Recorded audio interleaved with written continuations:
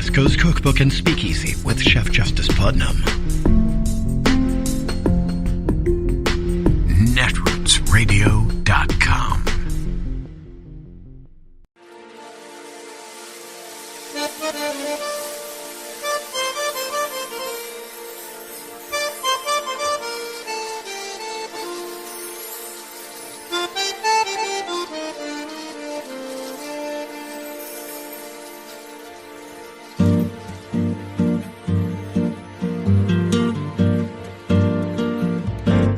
Je voudrais du soleil vert, des dentelles et des théâtres, des photos de bord de mer, dans mon jardin d'hiver.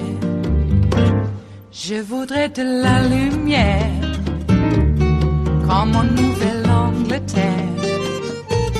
Je veux changer d'atmosphère, dans mon jardin d'hiver.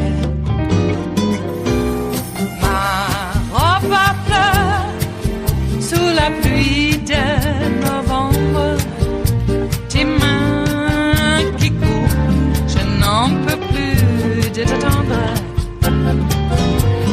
Les années passent, il est long, là je tombe.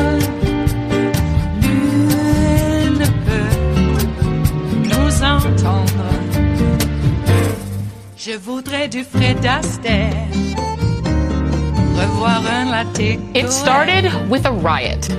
As the Cato Institute would later record, it was one of the biggest riots in New York City history. As many as 10,000 demonstrators blocked traffic in downtown Manhattan on September 16, 1992.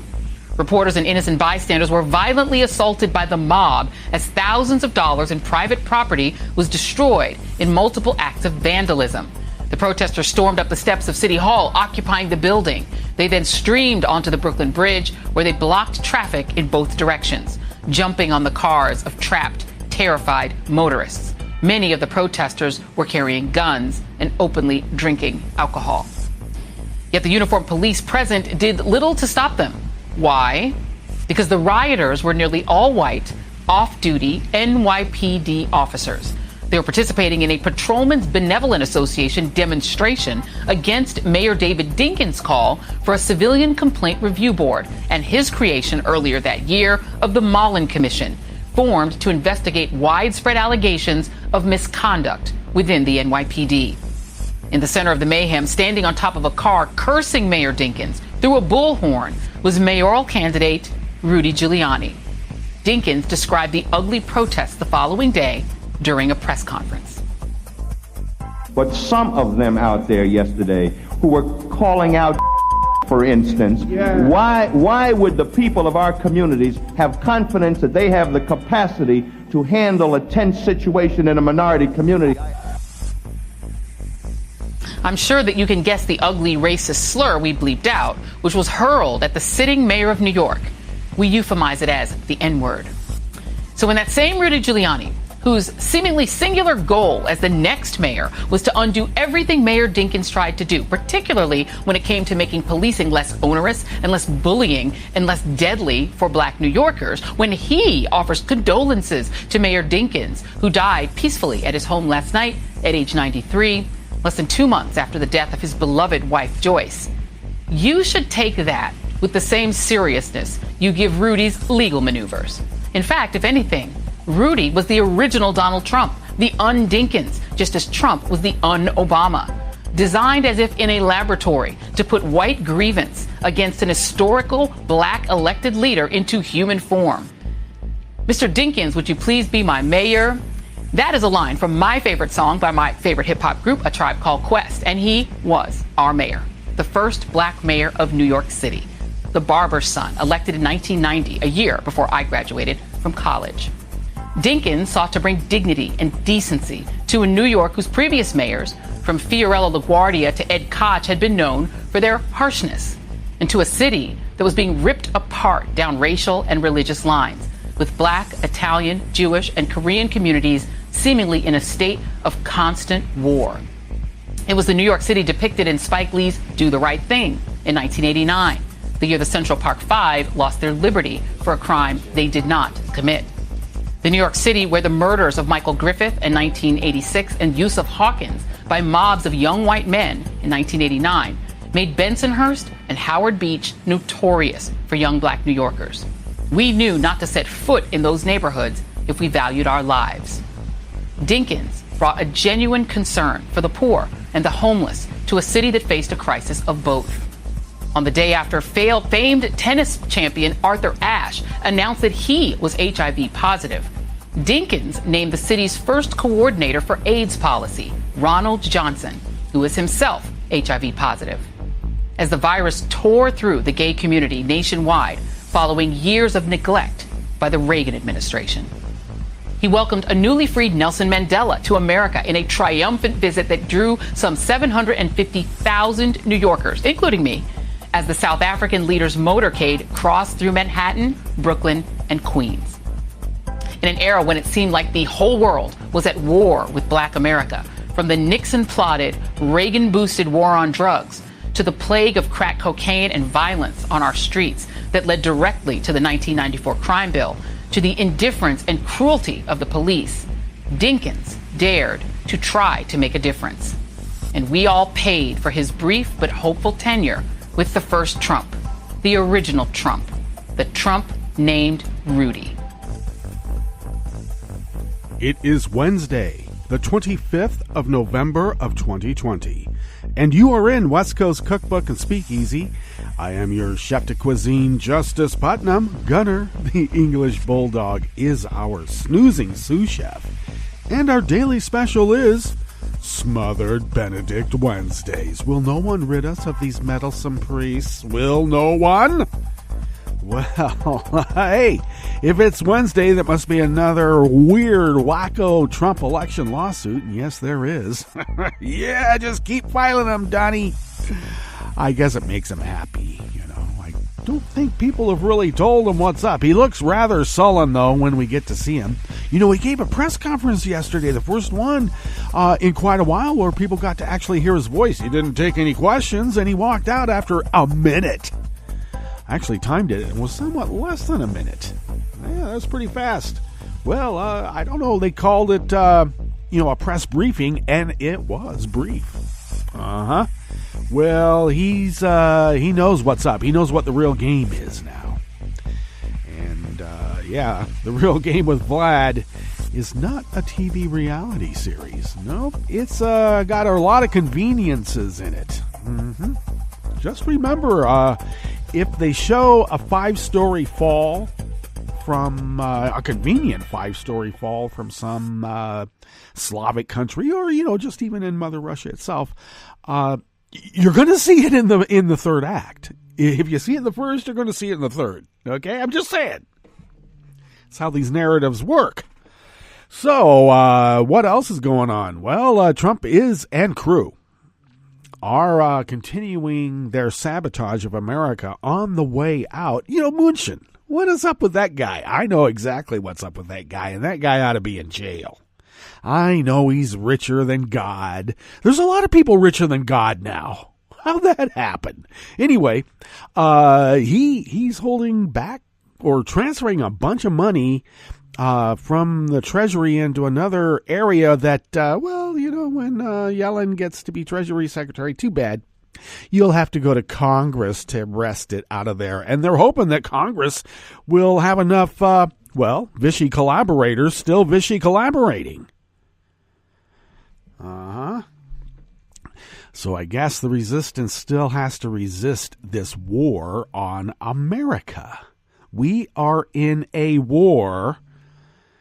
And unfortunately, the current president of the United States is a traitor, as well as the rest of his Vichy collaborators, let's be clear. Looks like Michael Flynn is going to be pardoned. So finally admit it.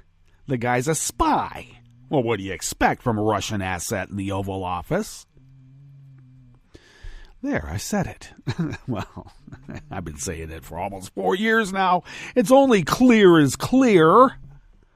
Jeez. Everybody knows. I mean, come on. when he married Ivana, it never crossed your mind that his dad or her dad being in the KGB might be, that might all be part of an influence campaign, possibly. Uh-huh. Yeah, he had his little fling with a model from Colorado, but he went right back to the Red Sparrows, I gotta tell you. Because they know how to manipulate that guy. And they have for quite a while, let's be clear. I mean, please. It's not that long ago. I still remember it as if it was just yesterday because everything about a Donald Trump offended me as a man. Fake this and fake that. Brash and a bully, which means, yeah, the guy got his ass kicked a few times, and he's not going to allow anybody to see that again. That's why he had bone spurs. Yeah, they talk about the guy being a fairly good athlete. No, he wasn't. They put him at first base. Jeez, come on. I know I played first base in some softball leagues. And, mostly because, we roamed around. My natural position was center field. So I'm just saying, you got to be pretty, center and left field, but mostly center field because I could range. But yeah, I played first base, and you have to be fairly athletic at it. But, he wasn't good enough to be catcher. Let's put it that way. Okay? Another place where you're kind of pinned to the area. And have you ever seen him throw a baseball? Put him at first base. And so, and I think in football, I got to tell you, in my cosmology in the day, those were the guys that you kind of hit a little bit harder in practice just because, they deserved it. They did. But they were cheats. They're the kinds of guys that would, put that goopy Bengay. It was actually the industrial level Bengay. It was kind of red-orange. Put that in people's underwear, when they're out to practice, Somebody taking a shower and slathering it on them, and that would actually cause, a second to third degree burn if you weren't careful. So yeah, we're not talking about icy hot. That's for the general public. We're talking about the industrial kind, and that kind of bullying activity. Yeah, Trump did that. The way he treated women as trophy wives. In fact, the first term trophy wife came out because of Donald Trump. Trophy wife, yeah. We didn't know the term Red Sparrow back in the day, but that's what Ivana was, let's be clear.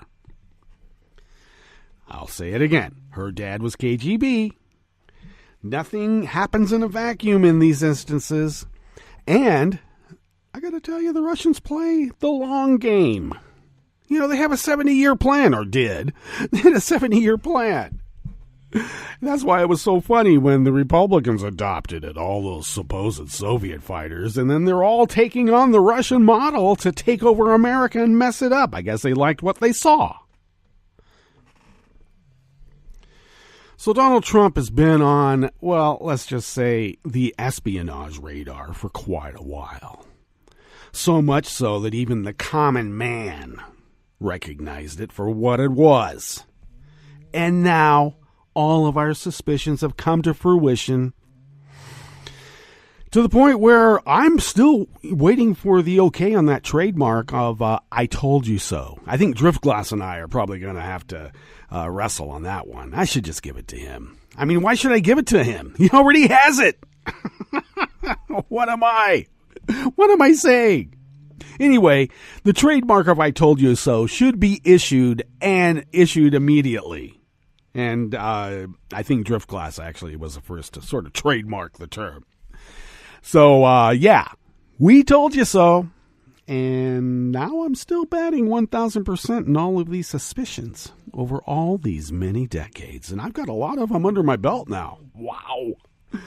Okay, so that guy is on his way out, but not really. At least back in the day, they threw Hitler into jail for 3 years. Of course, he did write Mein Kampf. And you know that Trump is going to be, well, he's going to find a ghostwriter. He's not going to have the ghostwriters he's already had. They've already said they're not going to take part in any memoirs. Yeah, my struggles. I'm sure that's what he's going to call it. My struggle, or my personal struggle, or I don't know. It's going to be Mein Kampf in the original German. Okay. Also, I know that we are not a party to the international court, so we can't really send anybody to The Hague. But that law is going to be changed, and I'm going to make it my life's mission, and have. We were close in the Obama administration, but yeah, then McConnell and all the rest said, oh no, that means that, like, our common soldiers are going to be dragged off the battlefield for war crimes. Well, maybe they should. Yes, the law is the law, and that applies to us as well. Oh, we can't let those lessers judge us. We're exceptional. F you. Somebody commits a crime, they pay the price. I don't care if it's my brother. I don't care if it's my mother. The law is the law. Isn't that how it's supposed to be? My God. Oh, you don't show loyalty to your fellow crooks. Well, I don't want to be a crook, maybe. God. Okay. Moral fortitude of American life. Give me a break. Some of us have that moral fortitude to continue on with the great experiment, and others, the great experiment was just a means to an end to, I don't know, gimmitarianism. Doesn't seem very American, but if there's one thing that can be said about the other side, they sure do know how to use our rules against us, don't they? They sure do know how to use our goodwill against us. Speaking of which, be careful of these telephone scams this time of year. Oh my God, my mom fielded one yesterday that I interceded in because, she already knew something was weird. Somebody called up a call center. You could hear it when I got on the phone. You could hear all the ruckus in the background. And my mom, in her indelible fashion, did wrest some information out of the fellow. But they had called to say that her credit card was being used, her Visa card was being used, and for overseas purchases. And they were calling to let her know and get some other information. So she handed the phone to me. And, the call center ostensibly is in the Philippines. Not that that matters, but yeah, it's not here. Okay. And anyway, that's what they said. Oh, yeah, the Philippines. Sure. I don't know. Could be anywhere. Could be, I don't know, Montenegro. Could be. So, anyway, this fellow says, yeah, we're doing this, because we noticed that your Visa card is being used. And then they wanted sort of like information, personal information. Yeah. As soon as I said, I'm not, I don't understand. My mom doesn't really have a Visa because she doesn't. I wasn't going to give him any more information about what the Visa is attached to, and that's her debit card. But she had already gone through an issue where the bank got a hold of her and said her debit card had been used for a purchase in New York, and they put a stop to it immediately. Because how does an 83-year-old woman, I don't know, make a purchase from her phone in Rogue River, Oregon for some sort of weird, brochure purchase, right? And then within minutes make a purchase physically in New York. How does that happen? So of course that's what you want your bank to do. So the bank issued her another card, another number, had to go through all the big rigmarole of making sure all the auto pays that were on that particular instrument was fulfilled. So it didn't make sense that somebody was calling up about my mom's Visa when it wasn't her bank. So as soon as I made mention of, I feel a little bit hesitant about giving personal information when it's not the bank. Click. Okay. I think we can still figure out where you're from. We reported it, of course. So, yeah, that's as an aside. The holidays are going to bring this out. These crooks are going to take advantage of people's goodwill. When you have goodwill, I guess you let your guard down. Oh, let's shake hands. Let's be conciliatory. Let's let bygones be bygones. And they're stabbing you in the back. At 2, Ted Cruz? Come on. We know it's going to happen. We don't need to be wondering, oh, how could it have been? It's like, hey, as Driftglass said before, I told you so. Let's avoid another I told you so. I'm getting tired of them. I really am. What's on the rest of the menu here in the Bistro Cafe of West Coast Cookbook and Speakeasy? Well, such sad news. I loved Mayor David Dinkins. A lot of people did. Not really given a chance because of racists. Oh, just don't call the NYPD racist cops. Oh, don't say defund the police. Oh, whoa. Look what they're capable of. And they've showed us time and again. Maybe it's time to have some real personality tests and weed out the racists, the misogynists, and the Nazis. I would like to have less Nazis in our police force. You know, really. Hug pandas. Don't hug fascists.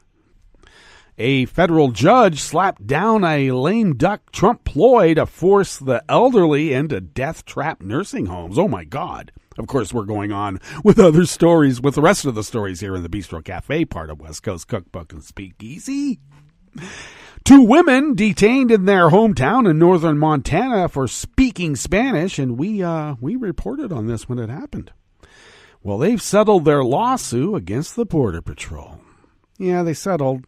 We don't know what monetary award was. Hopefully it was enough to cover the cost of them moving out since the racists descended upon them and scared them off.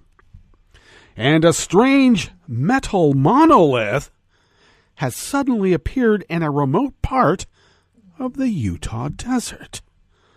After the break, we move to the chef's table where Germany warned that anti-Semitism is emerging as a common position among people protesting the pandemic lockdown. And that's across the political spectrum.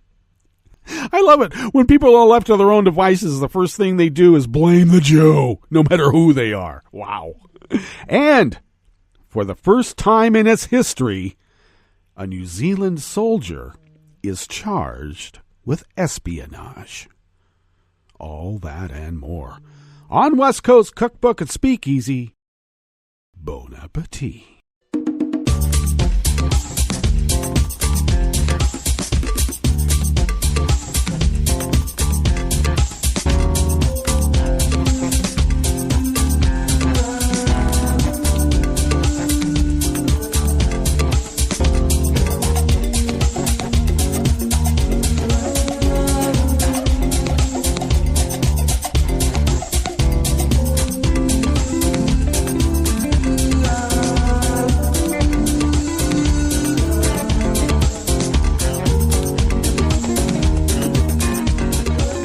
Bottom of our homepage at netrootsradio.com. Off to the rightish of the page is our chat room link, and that chat room is monitored by Kelly Lincoln. Thank you, Kelly. To the leftish of the chat room link near the bottom of our homepage at netrootsradio.com. Hopefully then you'll locate our Patreon link, and if you could become a recurring Patreon of Netroots Radio, your contribution, hey, it could be even like the cost of an espresso type coffee drink. If you could afford to send that to us once a month, even in these times of peril, and only if you're able, we then are able to stretch those dollars beyond compare, and we have quite a bit of experience in doing that. Those dollars help us pay our bills and get the needed machinery that we are getting to replace the machinery that has been running for about half of this 10-year run of Resistance Radio because of your generosity. Thank you for all of that. And to be honest, it'd be nice to have more of you. Okay. Yeah, we're not getting Soros money, and I'm not taking money from Vlad. No. You let them do you a favor? Yeah. It'll be for the rest of your life, and that life might be kind of short if you're not careful with Vlad. But thank you to all of those who have been so generous with us and for us all these many years. And a preemptive thank you for those of you who will consider doing this in the future. Thank you. If you would like to follow Netroots Radio on Twitter, it is so simple because Tom made it simple, and that's at Netroots Radio. Thank you, Tom, for taking care of that. I, of course, take care of me because I am me. Really, this is all me. And you can find me on Twitter at Justice Putnam. I post the show notes and links diary on Daily Kos about 10 minutes before showtime and get that linked up on Twitter and other social media platforms. Follow the show on Twitter at Cookbook West. And pick up podcasts by way of Spreaker, Stitcher, TuneIn, iHeart, YouTube, iTunes, etc., etc., etc., etc. Okay, program note. I was considering, and I'm almost certain now that we will have a show tomorrow. Well, we will have something in this block no matter what. It might even be the Justice Department. But I figure since the show is so early in the morning, it doesn't impinge upon usual tasks that need to be taken during the course of the day. And tomorrow is Thanksgiving, and I will be making a meal for a lot less people. Only 3 of us this year, my brother, my mom, and I. And my brother assures me he's been taking care, so that's good. Anyway, my sister is having her allowed members of her family to have Thanksgiving. My nephew and the kids, and niece-in-law? Yeah, niece-in-law, and the kids. So I think that takes up the 6 that we're supposed to adhere to here in Oregon. So we'll have a small little gathering tomorrow, but I am still cooking, and the cooking process takes quite a while. But I think, and I'm pretty darn sure we're still going to have a show tomorrow. So, yeah, all right. We do that around here. I was thinking about maybe taking the day off, but now as I'm just speaking about it, hey, fascism doesn't stop for the holidays. Not one bit. Yeah, there's no Christmas truce with them. No. All right, let's dive into this first offering here in the Bistro Cafe of West Coast Cookbook and Speakeasy. And it's by Sarah Okeson, writing for the DC Report, which is part of Raw Story. Team Trump lost a court battle that could have pushed our nation's low-income elderly, disabled, and blind out of their own homes and into death-trap nursing homes during the pandemic. A California federal judge called the Trump rule that bars states from withholding part of the paychecks of some healthcare workers for things like health insurance and voluntary union dues a legal error. Judge Vince Chabria wrote that the Trump rule appears contrary to the overall purpose of the Medicaid law. Really? They have a tendency to turn things upside down, don't they? He noted that improving working conditions for home health workers who have a median hourly pay of $10.49 can't even give them the $10.50. $10.49. Well, that improves the quality care the workers provide for Medicaid patients. It is unclear how barring the payroll practices would serve the purpose of the Medicaid program, wrote the judge, an Obama appointee. He threw out that provision of the law and sent it back to the Centers for Medicaid and Medicare Services to rewrite. California and 5 other states challenged the law. The states in the lawsuit could have lost $6 billion in federal Medicaid funding if they did not comply. The ruling is a victory for our state and for the collective bargaining rights of home care workers who play a vital role in our health care system, said California Attorney General Xavier Becerra. The defeat is yet another loss for Team Trump, which is so bad at the basics of writing law that George Washington University professors Robert Glicksman and Emily Hammond termed it regulatory slop. Administrations usually win 70% of the cases brought against them, but the Trump administration won only about 16% of the 132 decided lawsuits, according to research by Bethany Davis Knoll, litigation director of the Institute for Policy Integrity at the New York University School of Law.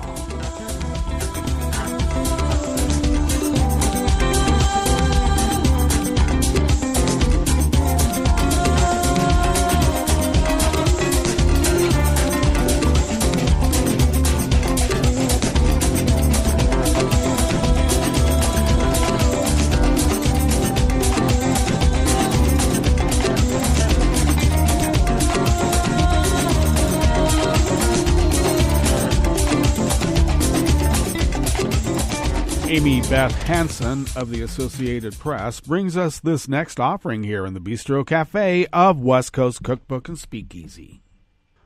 Two women who were detained in northern Montana by U.S. Customs and Border Protection agents for speaking Spanish while shopping at a convenience store have reached an undisclosed monetary settlement in their lawsuit against the agency, the ACLU of Montana, announced yesterday, Tuesday.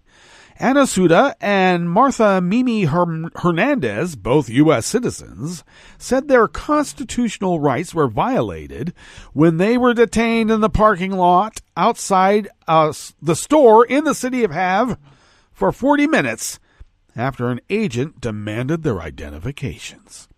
In settling the case, U.S. Customs and Border Protection said it did not admit liability and added in a statement that the overwhelming majority of CBP employees and officers perform their duties with honor and distinction, working tirelessly every day to keep our country safe. Don't call us racist, please. Well, the case emerged after Suda took a video of the May 2018 interaction in which she asked Agent Paul O'Neill why he was questioning them. Ma'am, the reason I asked you for your ID is because I came in here and I saw that you guys are speaking Spanish, which is very unheard of up here. Spanish. O'Neill said in the video, and Suda and Hernandez had valid Montana driver's licenses. Well, that doesn't matter. O'Neill and a supervisor who arrived later made it clear through words and actions that the women were not free to leave the convenience store parking lot. ACLU attorney Alex Raitt wrote in the lawsuit, "We stood up to the government because speaking Spanish is not a reason to be racially profiled and harassed," Suda said in a statement provided by the ACLU.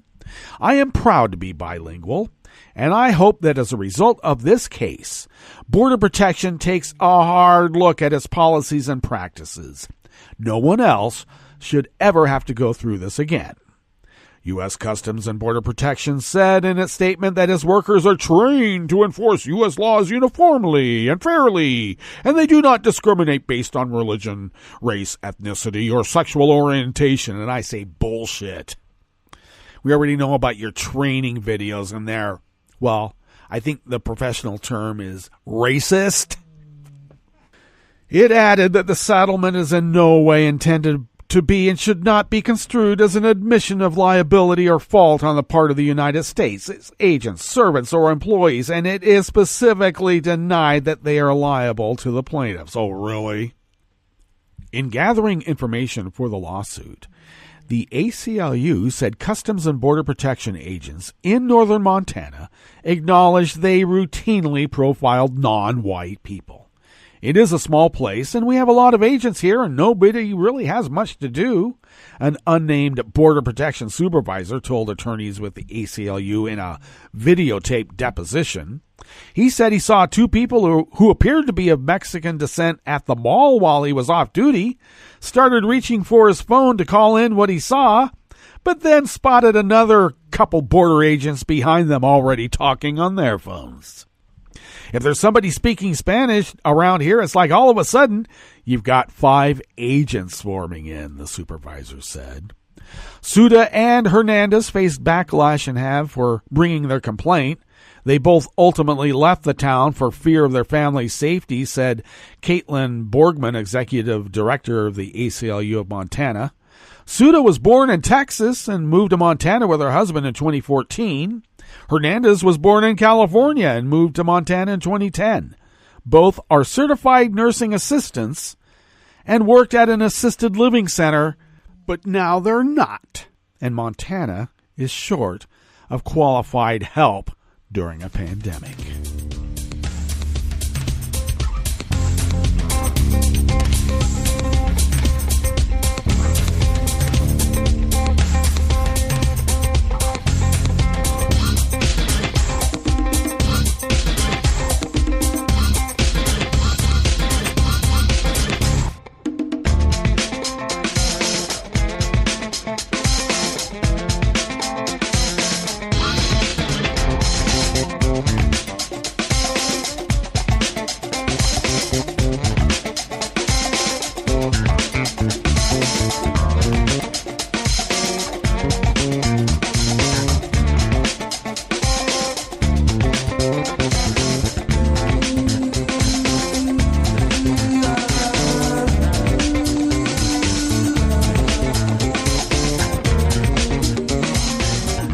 Zuckley of Reuters brings us this final offering here in the Bistro Cafe of West Coast Cookbook and Speakeasy.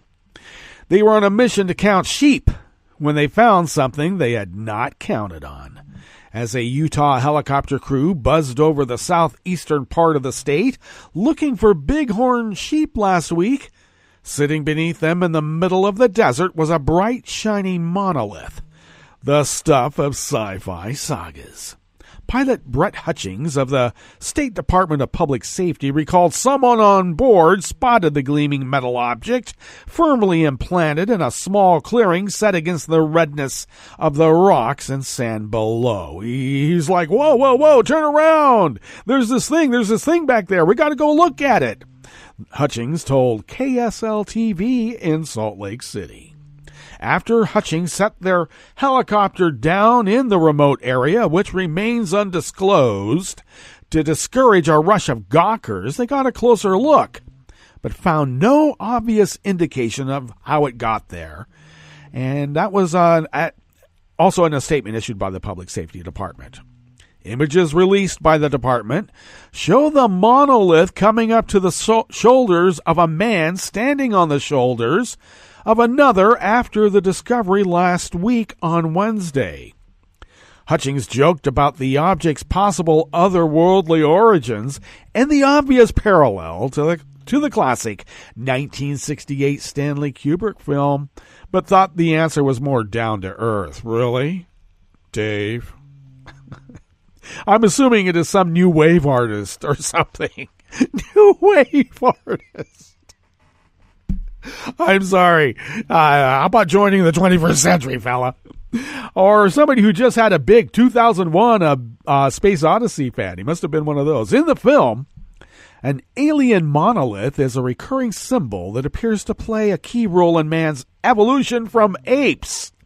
Whatever the Utah object's origins, it has fired up the minds of conspiracy theorists and sci-fi fans on social media. The U.S. Bureau of Land Management, which owns the land, declined to comment late on Tuesday yesterday on its investigation into the matter, but it issued a reminder on Twitter that using, occupying, or developing the public lands or their resources without a required authorization is illegal, no matter what planet you are from. Indeed. Okay, let's get to our break, and when we get back from that break, we will go through weather from around the world, and we will finish up with the stories that we've curated for you today. You are listening to West Coast Cookbook and Speakeasy, and we will be right back. You are listening to netrootsradio.com. Please hang up and try again.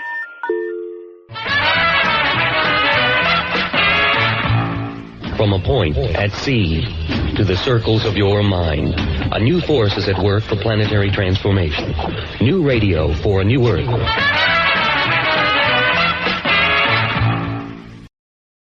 This is Take Two Movie Review. I'm Clinton Johnston. This week, Shadows of Mandalay. There have been about half a dozen film versions of Daphne du Maurier's 1938 English Gothic romance, Rebecca, in which a domestic worker falls in love with and marries rich lonely widower Maxim de Winter and settles into his ultra-lavish estate of Mandalay, only to find herself living and loving under the oppressively deep shadow of his deceased wife, the amazing, the admired, the worshipped Rebecca. Like I said, about half a dozen films, but most people think of Alfred Hitchcock's 1940 version, starring no one special, just Joan Fontaine and Laurence Olivier. And if you don't think of it, that's another way your previous life choices have failed you, which leads us to the question, how in the world can director Ben Wheatley, or anyone for that matter, follow Hitchcock's Rebecca? Well, first, gone is Fontaine's languid, ethereal recitation of the novel's famous first line, "Last night I dreamt I went to Mandalay again." Instead, Lily James busts out an almost matter-of-fact tone, setting up right there the pace of the movie, which is fast. Not me talking fast, but Wheatley and editor Jonathan Amos have a story to tell and they keep things moving. Also, where Hitchcock shot in moody, apprehensive black and white, Wheatley and cinematographer Laurie Rose fill up their filmic canvas with luscious color that highlights motifs of water and flowering plants, color that lets Wheatley and costumer Julian Day indulge in an unabashed impressionistic costume design. Why is Armie Hammer introduced in that gold suit? 'Cause De Winter is the treasure to be won. Speaking of changes, De Winter is supposed to be 40-ish and our heroine 20-ish, but Hammer and James appear about the same age. That's because Wheatley says he is done with movies where older men bed gals as young as their daughters. Good call. Story still works. Good for him. And good for all of them. I don't know what Hitchcock would think, but their Rebecca certainly made it fun for me to dream of Mandalay again. This has been Take Two Movie Review. I'm Clinton Johnston. Catch up with us at TakeTwoMovieReview.com and feed us back on our channel on YouTube.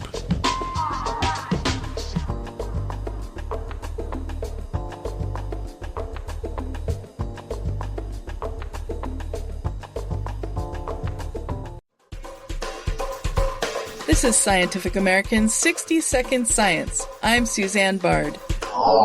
In North America, fossils of duck-billed dinosaurs are abundant. So abundant that paleontologists sometimes ignore them in search of more exciting species, like T-Rex or Triceratops. They were so common we often wouldn't collect them and just left them out in the field. University of Bath evolutionary biologist Nick Longrich.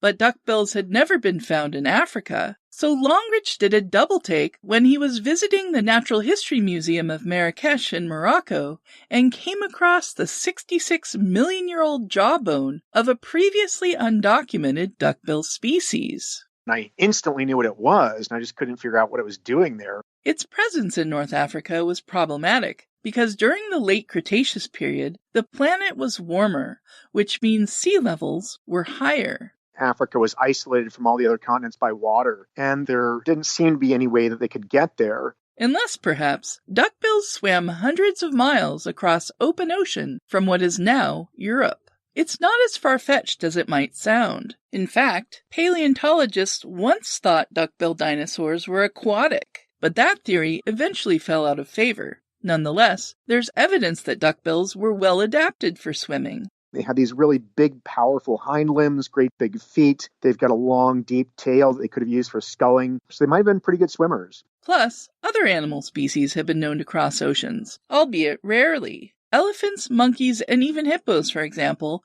have all colonized new places after swimming or floating there. It's incredibly improbable, but over millions of years, these once-in-a-million-year events will happen, on average, once every million years. To better understand the migrations of duckbill dinosaurs, Longrich and his colleagues reconstructed their evolutionary tree. The duckbills seem to originate in North America. They migrate across the land bridge into Asia, jump over into Europe, and then finally this European lineage, one branch of that evolutionary tree jumps into Africa.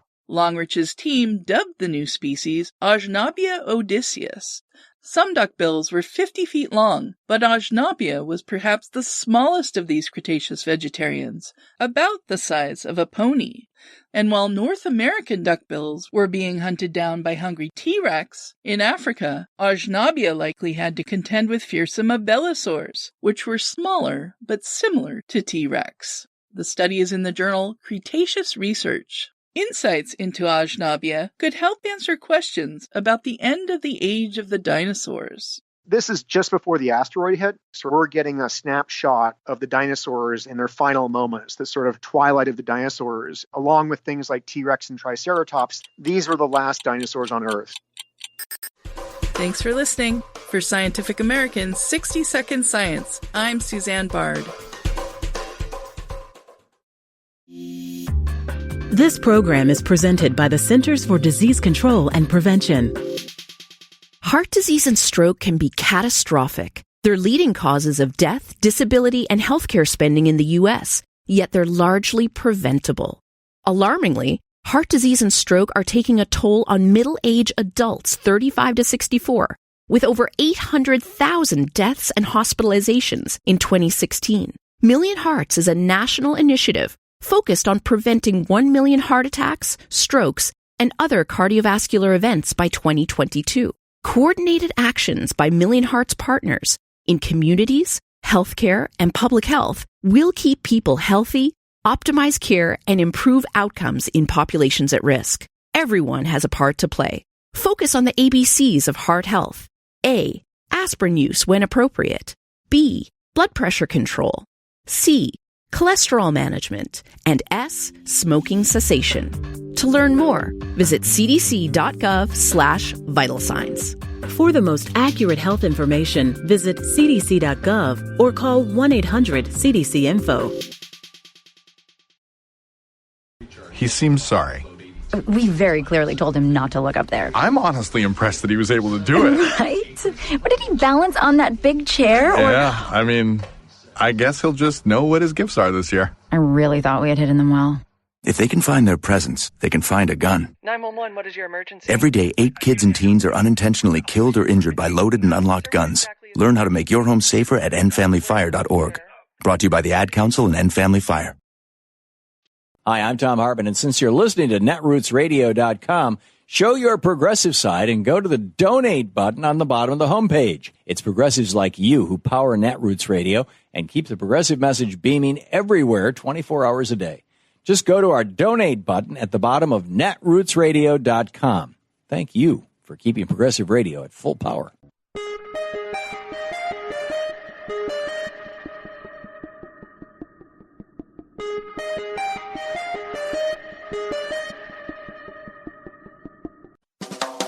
Welcome to 60 Second Civics, the daily podcast of the Center for Civic Education. I'm Mark Gage. A social culture of reform in pre-Civil War America was the fertile soil in which a variety of movements against slavery grew. These movements would later lead to the passage of the 13th Amendment, which abolished slavery. Among the most important abolition societies was the American Anti-Slavery Society, founded in Philadelphia in 1833 by William Lloyd Garrison and Arthur Tappan. The society espoused the immediate, uncompensated abolition of slavery. Garrison championed Frederick Douglass, the brilliant abolitionist and former slave who became the foremost African-American voice opposing slavery. Abolition societies attracted many women activists, although men sometimes opposed women's participation, causing abolitionist organizations to split apart. Even though traditionalist men sometimes opposed women's activism, women succeeded in playing significant roles in organizations opposing slavery. That's all for today's podcast. 60 Second Civics, where civic education only takes a minute. 60 Second Civics, where civic education only takes a minute.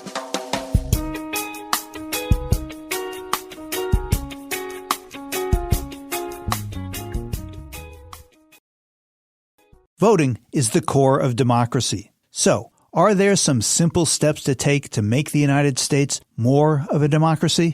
I'm Bill Newman, and this is the Civil Liberties Minute. For starters, let's make it easier to register to vote. Allow same-day registration. Stop voter purges. End felony disenfranchisement. Make mail-in voting a norm, as it has been in 5 states prior to 2020.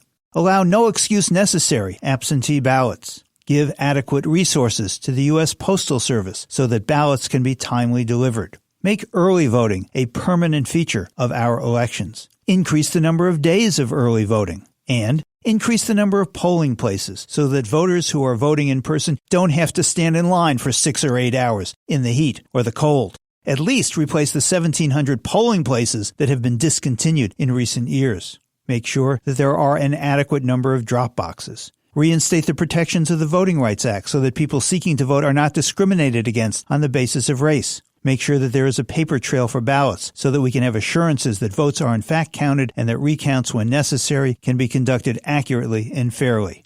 In a word, do everything possible to allow every eligible voter to vote and then count every ballot. We can do this. It's not that complicated. We just need to find the will to make our country a far better democracy. The Civil Liberties Minute is made possible by the ACLU because freedom can't protect itself. I'm Rick Smith, and this is Labor History in 2.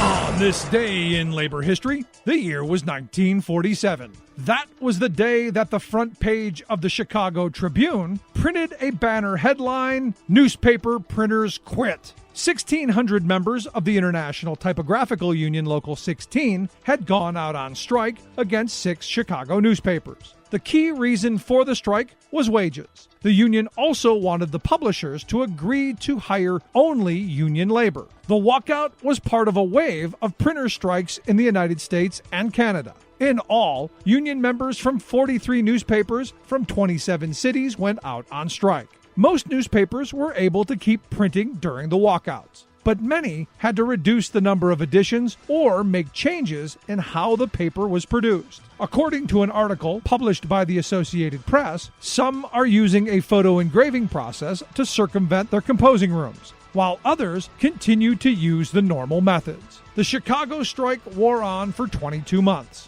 The strike also became an important labor struggle after the passage of the Taft-Hartley legislation. The legislation, approved by Congress earlier that year over President Harry Truman's veto, restricted the rights of labor unions, including outlawing the closed shop. Since the typographical unions were some of the oldest trade unions in the country, the strike became an important battleground over how Taft-Hartley would be interpreted. The American Newspaper Publishers Association hoped that Taft-Hartley could be a tool in smashing the strike. The courts sided with the publishers and demanded the union drop their demand for a closed shop. In the end, the union did win a $10 raise, a little more than 2/3 the amount they asked for during the strike. For more information, go to laborhistoryin2.com, like us on Facebook, follow us on Twitter at laborhistoryin2.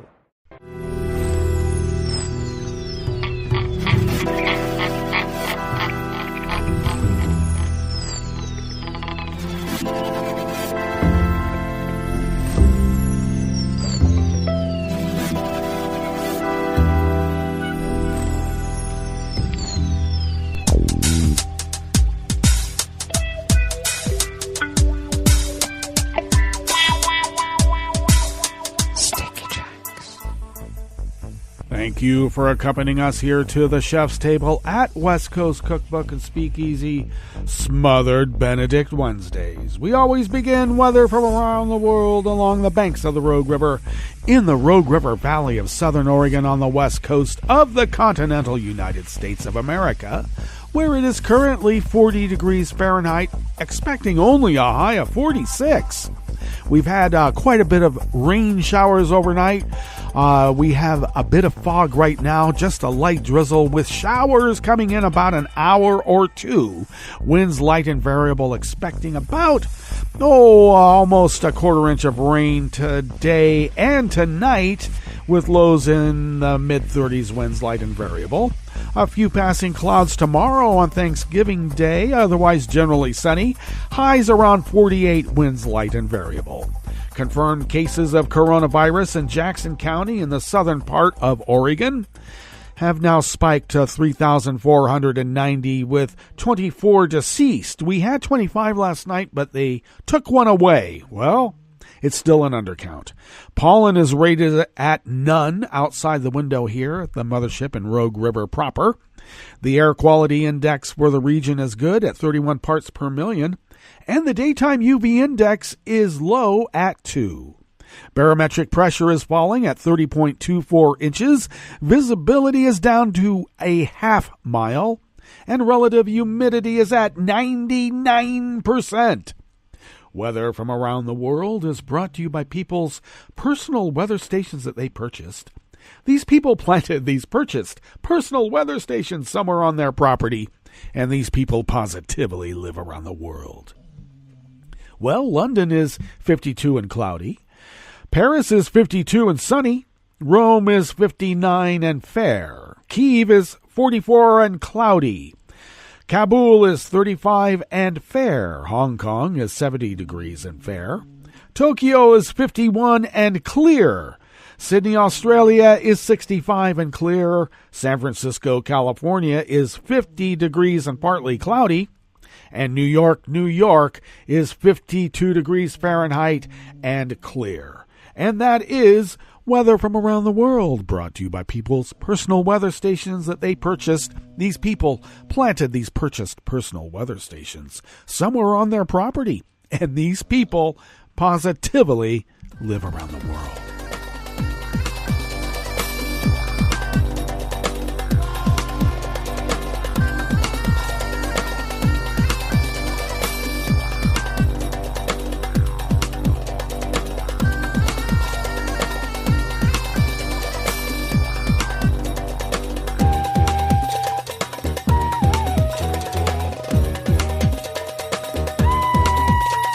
Anonymous worker bees at Reuters bring us this first amuse-bouche here at the chef's table at West Coast Cookbook and Speakeasy. A German government official warned that anti-Semitism is emerging as a common position among people protesting pandemic lockdown measures who otherwise come from widely differing political backgrounds. Felix Klein, who was appointed in 2018 to head the government's efforts to combat anti-Semitism, said that hatred against Jews in Germany has increased during the coronavirus pandemic. He noted that anti-Semitic conspiracy theories have been spread by people who believe in alternative healing and peace campaigners, as well as by Germany's far-right scene, which has used the protests to mobilize its supporters. Apart from making baseless claims about sinister elites using the pandemic to control or oppress the population, a common anti-Semitic trope, protesters have also been likening their situation to that of the Jews in Nazi Germany by wearing yellow stars or David, or by wearing yellow stars or the Stars of David, or comparing themselves to Anne Frank. Portraying oneself as the persecuted victim is and was a central element of anti-Semitism in Nazi Germany.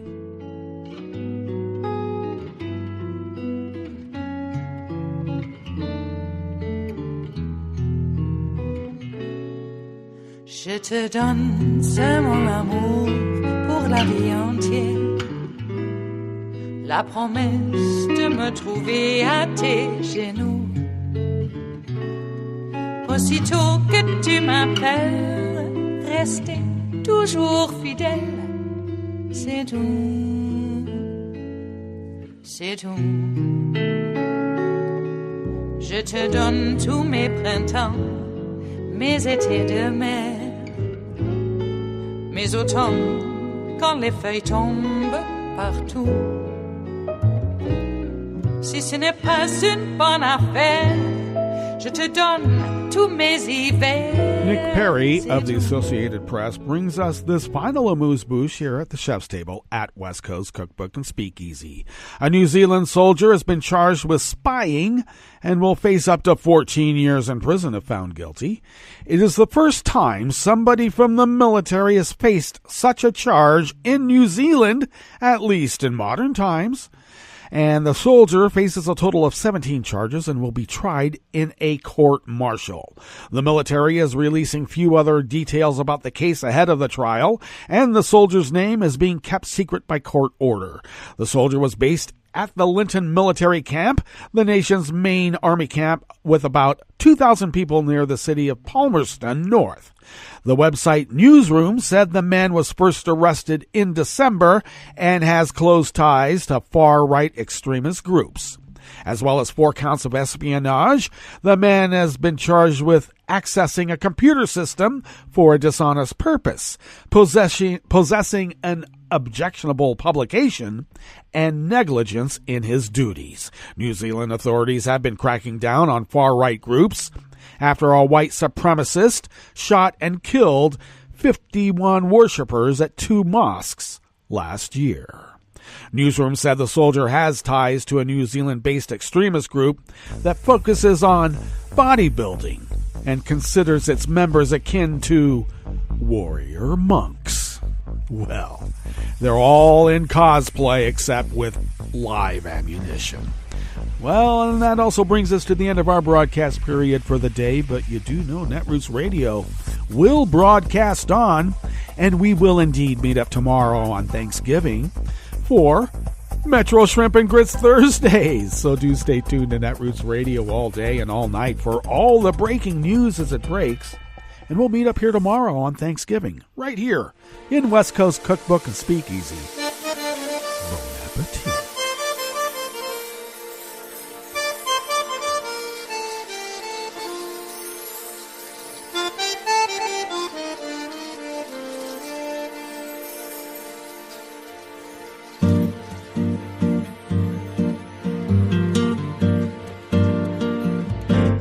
Je voudrais du soleil vert, des dentelles et des théières, des photos de bord de mer, dans mon jardin d'hiver. Je voudrais de la lumière, comme en Nouvelle-Angleterre. Je veux changer d'atmosphère, dans mon jardin d'hiver. À fleurs, sous la pluie de novembre, tes mains qui courent, je n'en peux plus de t'attendre. Les années passent, qu'il est loin, là je tombe. Nul ne peut nous entendre. Je voudrais du Fred Astaire, revoir un latte Goël. Je voudrais toujours te plaire dans mon jardin d'hiver.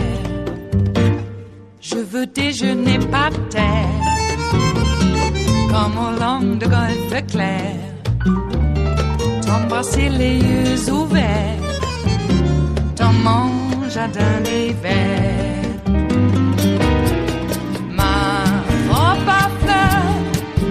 Sous la pluie de novembre, tes mains qui courent, je n'en peux plus de t'attendre.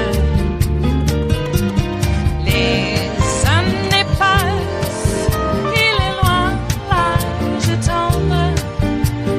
Nul ne peut nous entendre. Ba-da-da-dum-di-da-dum. Ba-da-da-dum-di-da-dum. Ba-da-da-dum-di-da-dum. Dans mon jardin d'hiver. Ba-da-da-dum-di-da-dum.